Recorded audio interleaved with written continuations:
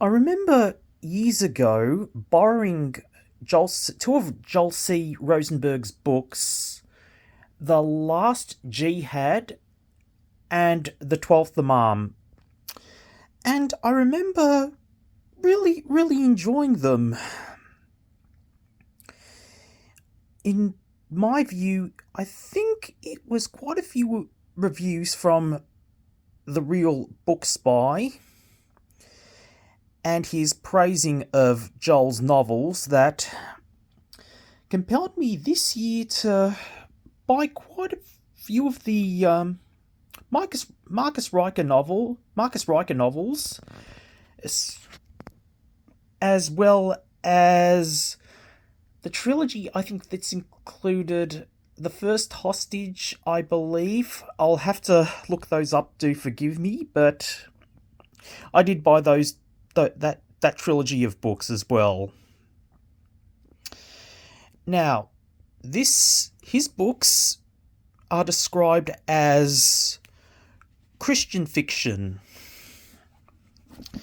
and according to the blurb of Joel, he is the best-selling author of 16 novels, and he has sold an astonishing amount of 5 million copies of his books. That is a very big number.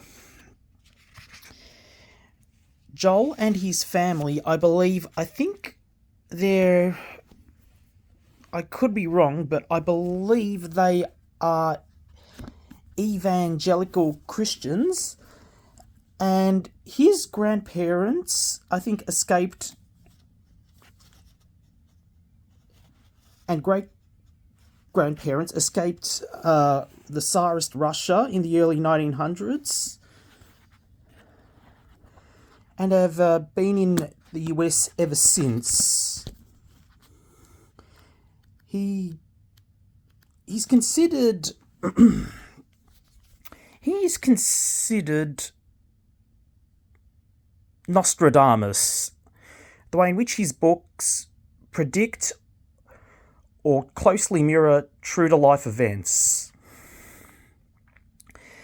And since that alleged coup or so-called coup that happened in Russia, I decided to give this book, The Kremlin Conspiracy, a read. And here's my take on it. To start off, it's about two men. One, Marcus Riker. He wanted to be a police officer, but things in his life altered the course. He became a highly decorated Marine. Then he became a trained Secret Service agent until a tragic incident again altered the course of his life. While working on repairing the roof of his local church, he's asked to help with security from one particular senator who's running for president, and he's also making a trip to Russia. He sort of needs Marcus's advice on protection. The other man is a Russian named Oleg Kraskin. He starts off as a promising attorney. He asks his potential father-in-law, who's going to be the future president of Russia, for permission to marry his daughter. He's offered a position in his father's Senate, and he rises up to become his, if I may use the term, consigliere. Now, there are there are a lot of like, it starts off with like a whole heap of bombings in Russia in the around the late 90s, and invasions of, I think, Georgia and Chechnya. These three events rise Luganov's popularity in becoming president. He wants to restore Russia to the old days of the Tsar, when they used to be feared and respected. Now, there is a proposition: could a president be assassinated? Now, with this question, Marcus and Oleg's worlds will collide into a shattering climax.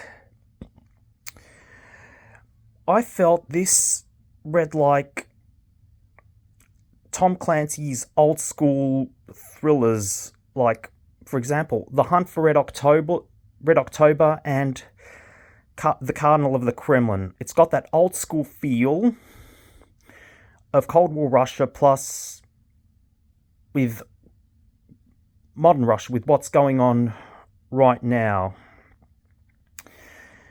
It's detailed, but it's in short chapters, so it's easy to read.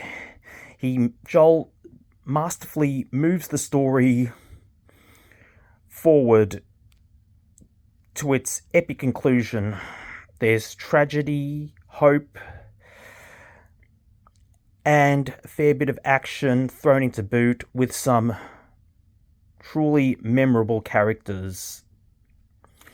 And just to let you all know, there's virtually no swearing in this whatsoever.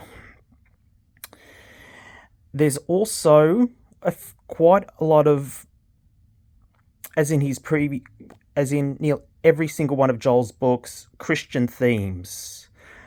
But I'm going to say, if you're open-minded, don't let this stop you from picking up this great thriller. Trust me, it's really wonderful, and you'll be astonished on how accurate Joel really is with these events, and you'll be compelled to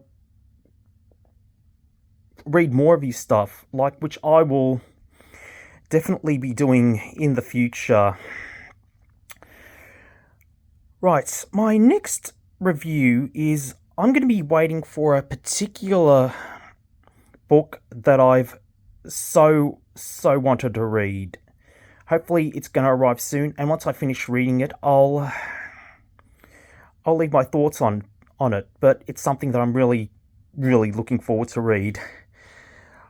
Like and subscribe on my YouTube channel, and follow me and the other guys on Best Thriller Books, where we constantly have new reviews of awesome thrillers coming in all the time. Take care. All the best.